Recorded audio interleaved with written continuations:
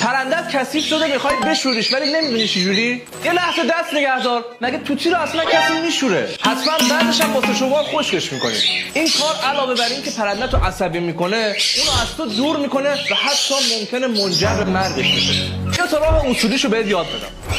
ببین اگه دقت کرده باشی تو طبیعت هم پرنده ها میرن سراغ برکه ها یا رودخونه‌های کم اون جایی که آب جمع شده باشه آبزنی میکنن. خب حالا همین کارو تو میتونی با پرنده توی خونه بکنی. یه چیز ظرفی مناسب با سایز پرنده میتونی بذاری کف قفس، روی قفس، روی زمین، فرقی نمیکنه تا پرنده بره توش آبتنی کنه.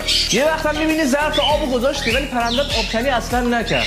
اشکالی نداره، یا اون الان دوست نداره این کارو انجام بده یا با این روش آشنا نیست. میتونی ظرف آب رو نزدیک توتیت بذاری و با یه ظرف دیگه توی اون آب بریزی تا توتیت صدای جریان آب رو بشنوه و یا یه ذره از این آب ظرف رو روی توتیت بریزی.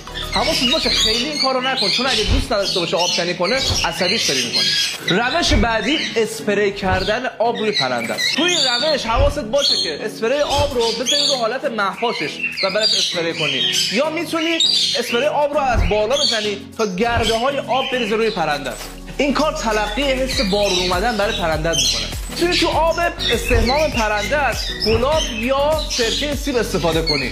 گلاب فرح بخشه، سرکه سیب هم باعث شفاف شدن برای پرنده میشه. این ویدیو رو بفرست برای اون دوستت که هنوز داره پرندهشو زیر دوش حموم میشوره.